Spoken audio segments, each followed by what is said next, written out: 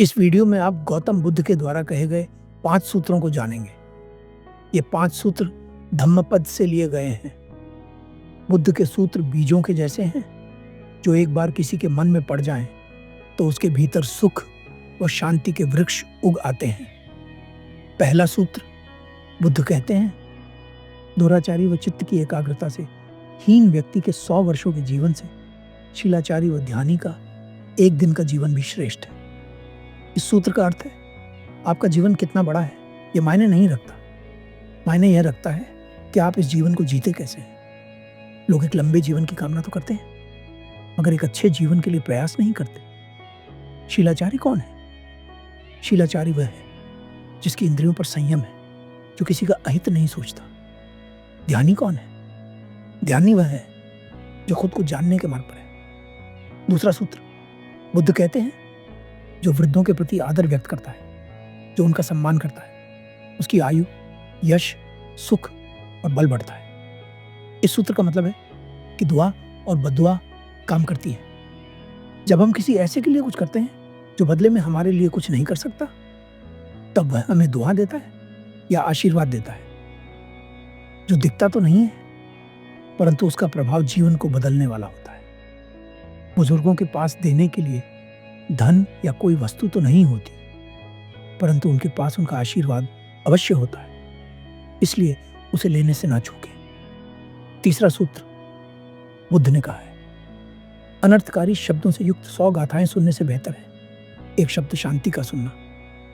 इस सूत्र का अर्थ है, ज्ञान का संबंध बहुत ज्यादा जानकारी से नहीं, बल्कि सही जानकारी से है। ज्ञानी वह है जो कम सुनता है मगर उचित सुनता है, या फिर ज्यादा भी सुनता है मगर उचित सुनता है। चौथा सूत्र, बुद्ध ने कहा है, जो पार जा चुके हैं वे तो बहुत थोड़े मनुष्य हैं, ज्यादातर लोग तो किनारे पर ही दौड़ रहे हैं। इस सूत्र का मतलब है, इस दुनिया में खुद को जानने का प्रयास बहुत कम लोग करते हैं। ज्यादातर लोग तो दूसरों को जानने में ही व्यस्त हैं। जो नदी के पार जा चुके हैं वे खुद को जान चुके हैं, परंतु जो किनारे पर ही टहल रहे हैं वे एक दूसरे को जानने में ही लगे हैं। इसी सूत्र से जुड़ी मुझे एक घटना याद आ रही है, जिसे मैं आपको बताना चाहता हूँ। ये घटना उस समय की है जब बुद्ध महापरिनिर्वाण लेने के लिए अपनी आंखें बंद कर चुके थे। बुद्ध के शरीर त्यागने की घटना को महापरिनिर्वाण के नाम से जाना जाता है। बुद्ध के सभी भिक्षु उनके समक्ष बैठे रो रहे थे। तभी वहां एक व्यक्ति आता है और बुद्ध से मिलने की इच्छा प्रकट करता है। आनंद उस व्यक्ति से कहता है, देर कर दी है, बुद्ध अब अपनी आंखें बंद कर चुके हैं। तभी बुद्ध बोलते हैं, आनंद, सुभद्र को मेरे पास आने दो। उस व्यक्ति का नाम सुभद्र था। वह व्यक्ति बुद्ध के पास जाता है, उन्हें प्रणाम करता है और कहता है, बुद्ध, मैं हमेशा से आपसे मिलना चाहता था, आज मिला हूं। बुद्ध कहते हैं, क्या प्रश्न है तुम्हारे?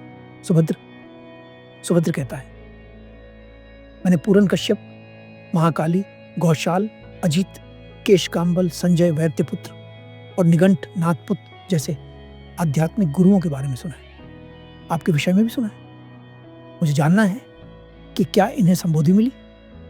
बुद्ध कहते हैं, इन्हें संबोधि मिली या नहीं, ये जानना अब आवश्यक नहीं है। सुभद्रा, मूल्यवान बात यह है कि मैं तुम्हें सद्धर्म का वह मार्ग बता सकता हूं जिस पर चलकर तुम संबोधि को प्राप्त कर सकते हो। मनुष्य का दिमाग ऐसे ही काम करता है, उसकी रुचि खुद से ज्यादा दूसरों में होती है। बुद्ध के शब्दों को सुनकर सुभद्र को अपनी गलती का एहसास होता है और वह उसी क्षण बुद्ध का भिक्षु बन जाता है।